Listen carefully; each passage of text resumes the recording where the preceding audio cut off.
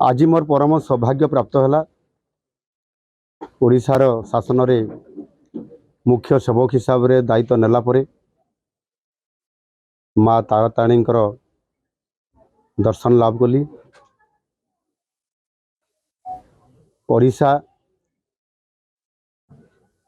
किभली भाव में आगामी दिन में नुआ ओडिशा गठन हम, समृद्ध ओडिशा हम, विकसित ओडिशा हम, लोकंकर दुख दूर हम, शांति विराजमान हम, ओडिशार विकास हम।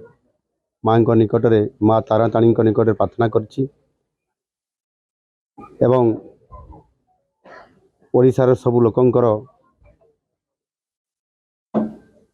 तांकर सामाजिक दृष्टिकोण आर्थिक दृष्टिकोण विकास हो एवं ओडिशार विकास हो ये कथा को लेकर मु माँ निकट प्रार्थना करछि।